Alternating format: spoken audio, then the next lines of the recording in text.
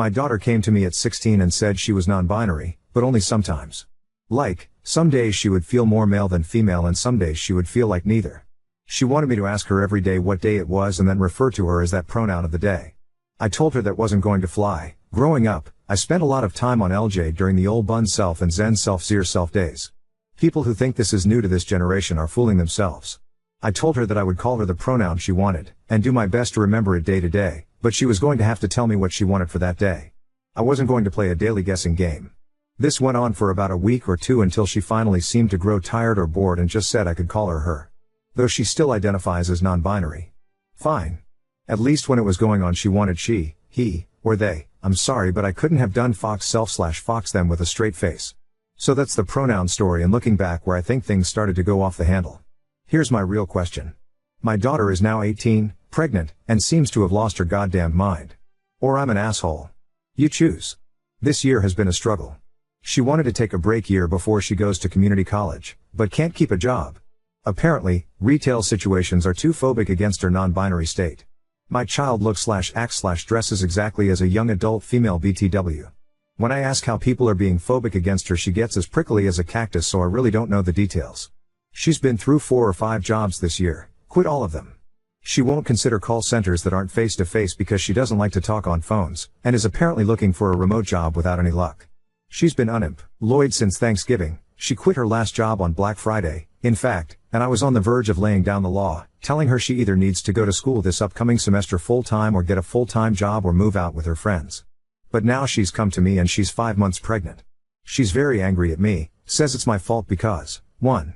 I didn't put her on puberty-blocking hormones when she came to me 2 years ago. 2. She believes I am in fact trying to feminize her by getting her birth control. The pill. She's been throwing her prescription away. This is where I might be the asshole. I called her a little idiot.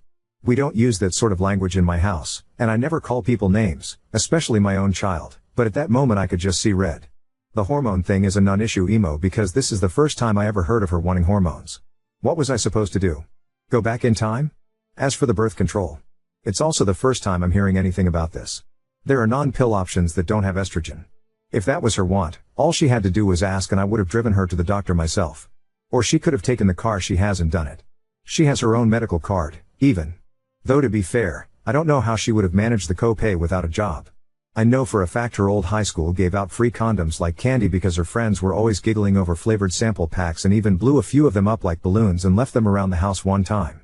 She had all the birth control she could ever want and used none of it. It gets worse. We're way past the date of abortion. Again, I would have helped her if this had been her wish. We live in an abortion-protected state and can afford it. She's known she was pregnant since about 2 months and has come to think of her baby like a sibling. She expects me to raise it like it was mine. That this is my duty, in fact, Beck, she says it is my refusal to accept her non-binary state that led to her being pregnant.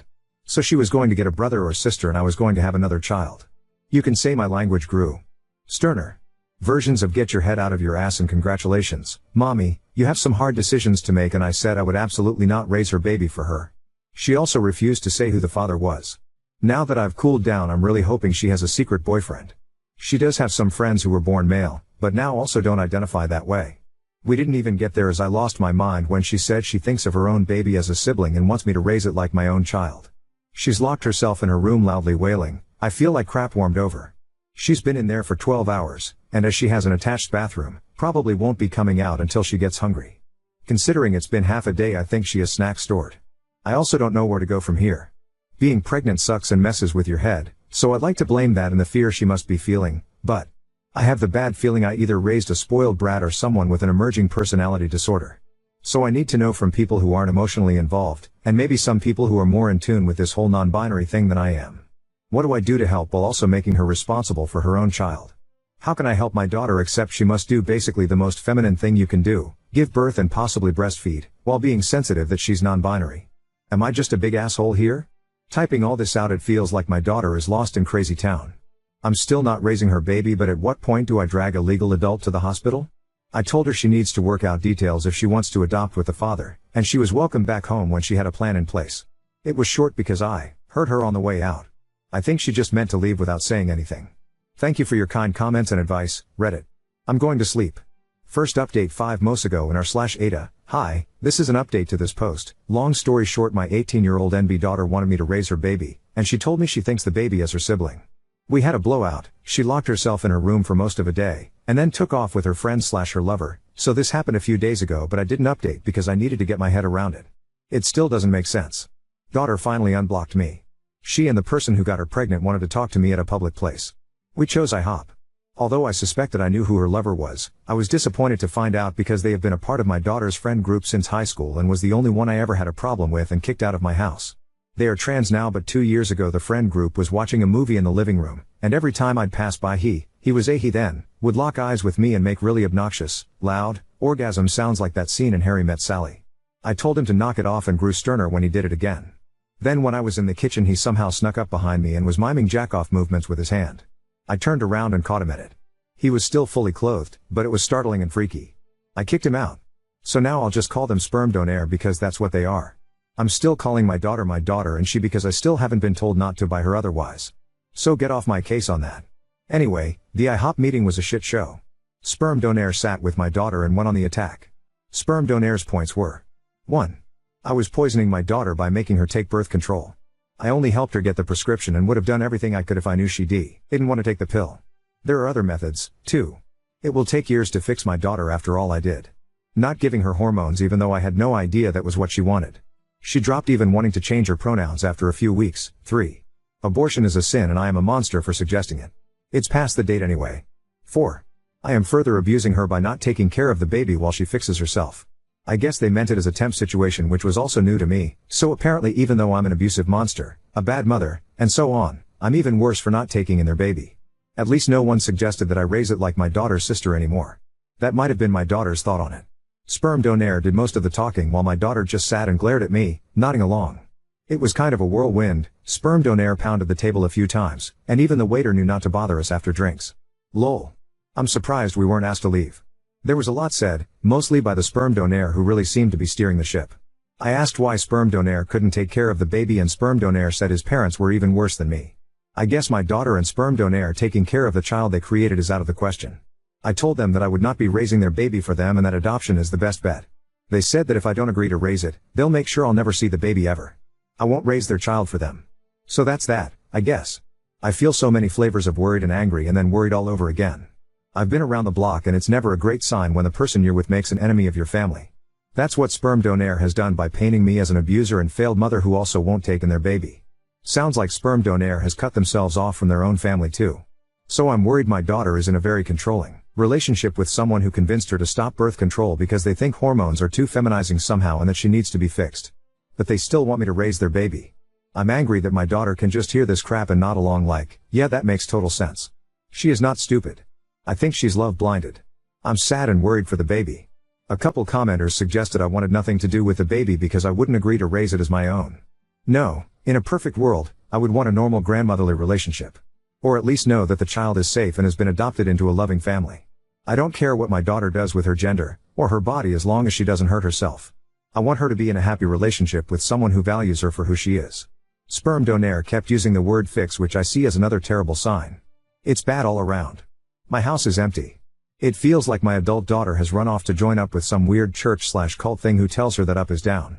That not using birth control and not getting an abortion and then expecting others to take care of the child is all a-okay. Oh, and that she's a problem and needs to be fixed. I texted her and said I would be there for her, but sperm donor was still not welcome in the house. I think I'm blocked again. She's a legal adult. I'm not sure what else I can do at this point. In my low points, part of me thinks maybe I should agree to take the baby and then immediately make sure it's adopted into a loving home. But I get the feeling that sperm donor won't make that easy, and right now my daughter does what he says. Also, I'm not sure if that plan is even possible. It sounds Hollywood. I have an appointment to speak with a counselor, but the soonest I could get is April. Some of my friends think I should take the baby in either to get them away from the parents or because they think it's my duty, or both. The only silver lining in this was that they both seem sober. I don't think there's drugs involved. Am I reading this wrong? Am I the asshole here? Final update posted 1 hour ago in r/Ada. I posted another update in the comments a while back. It's on my account. Basically my pregnant daughter shut me out of her life completely and rumor had it she was living in a homeless camp with her weirdo lover out in the woods. It's a huge place and me and friends searched a few times but weren't able to find her. It's also dangerous because there aren't laws out there and the homeless shoot at ATV riders and hikers and send dogs after people who come too close to what they consider their territory. To be clear, I don't think my daughter was part of that group. The camp is huge and full of meth addicts, sex traffickers, and drug labs. Anyway, the full story is in my account if you care. I did contact sperm donor's parents and they have all but disowned him after very much the same disturbing behavior I outlined earlier, only geared toward their younger siblings. So that sucks. Back to the new news. All this shook out a couple weeks ago, but I hesitated to post because of my own emotions and the fact I know Reddit will be all over my ass for the deep anger, shame, and disappointment I have for my daughter. I came home from grocery shopping to find a strange pregnant woman at my door. That woman used to be my daughter, but had changed so much she was like a stranger. She chatters constantly so you can't get a word in. She has several small face tattoos and, forgive me for saying this, looks like she has aged 20 years. She had been living rough. She was angry I locked her out. I changed the locks after she left, and basically expected to move back into her old room with no problem, like it was just another day from back in the winter when she lived here. Of course I wasn't going to turn her away, so I guess in a way she was right. She was living in the homeless camp with the sperm donor, and I insisted she take a shower because it looked like she hadn't since leaving. She also stank bad. She had no shame about blocking my number or what she put me through by disappearing. All she wanted to talk about was the grand fate that she and sperm donor are building. That they're building a community of new people, and she went on and on and on without mentioning the baby once. I don't know how anyone can stand them, but sperm donor has multiple partners and my daughter is one of them and is perfectly happy being his broodmare. The broodmare is my verbiage. Hers is much more royal. Frankly, based on what she overshared, sperm donor seems like a complete sex fiend. Finally I broke in and asked and she said she had been to the doctor regularly. That was a lie, found out later, and all is well with the baby. At this point I knew she had to be on drugs. If she was awake, she was talking, and none of what she said had an end or a point. Also, a lot was from Crazy Town. What I got from her was that, again, she and several other ladies, and men, somehow, were to carry the next generation of new people. Yes, the men. Yes, biological men. Sperm donor was sort of the middle of the wheel with the spokes, was how she described it. I've met him before and I'm surprised he was able to get one girlfriend, much less whatever grouping is going on now. Anyway, sometimes she said she wanted to keep the baby, but she wouldn't tell me a plan to take care of and house it. I think she expected to stay with me, and sometimes she wanted to adopt it out, but not for the good of the baby but to spread the new people. This part is going to upset the internet, but the new people are apparently without gender expectations and that was why she didn't know the baby's gender yet. Oh yeah, and also some of the wheel, her group, were empathic and they could communicate their feelings through the other world. As a houseguest, she was the absolute worst. It was like she had gone all out in the camp and clean up after herself to the point where she mostly did not even flush the toilet after using it. She ate everything, which was to expected, but never cleaned up after herself and kept asking is too mild of a word. She demanded for me to take her out to restaurants. I did a couple of times because I missed her and was trying to make a connection, but then once afterward took her to the store to get baby supplies, and she was weirdly detached. Sort of picked up the first thing she saw on the shelf and all the while it was yak about her true family of new people and their grand fate. Anyway, I finally got out of her that she expected the baby in mid-July, which put her outside the time frame she originally gave me. I had it on my calendar. I was obsessed with the possible due date because I didn't know if she was find a baby on my doorstep or what, and yes, she was under the care of a doctor. Both lies. Getting her to focus on one subject was impossible. She would only stop talking long enough to take a breath and only listen long enough to you to stop for your own before she'd launch into a new thing, usually around sperm donor, who she loved but was nowhere in sight and was chilling back at the camp with the rest of his breeding stock, or whatever. Basically I was waiting for her to come down off whatever high she was on, when she went into full-blown labor. It was a complete shit show. She was having pains but her water hadn't broken yet. At the hospital it came out that she had not been to the doctor once for the baby. There are programs in our state that cover pregnancies, so that put her at high risk, so she was admitted immediately. That's when the switch flipped and she became hateful against nurses and doctors. She said the worst things and they were absolute saints in return. She also had, delusions of grandeur and told them she was their queen and accused them of trying to punish her. It was so wild. I can't even describe the monster she became. So hateful. Racist, vicious, and the worst things you can say to people, she said them. She wasn't in hard labor yet, so it wasn't entirely the pain. I pulled one nurse aside and told her where she had been living and that I suspected drugs, though I hadn't caught her using yet. They were so professional and gave her painkillers that helped her mood. Not gonna lie, they doped her up because she was acting wild. Imagine my surprise when her blood work came out clean. I wasn't there for the birth because she didn't want me in the room with her, and heaven help me I was a little relieved because I was ashamed of her behavior, but I did talk to a social worker on staff to let them know everything I did. The lady was very nice but couldn't speculate officially on my daughter's mental state. I said she had to be bipolar or manic or something because her behavior was not normal, but she asked if she had threatened to kill herself or harm the baby and she hadn't. They can't step in until there's a threat. Miraculously, the child was born at a good weight and healthy, and not addicted.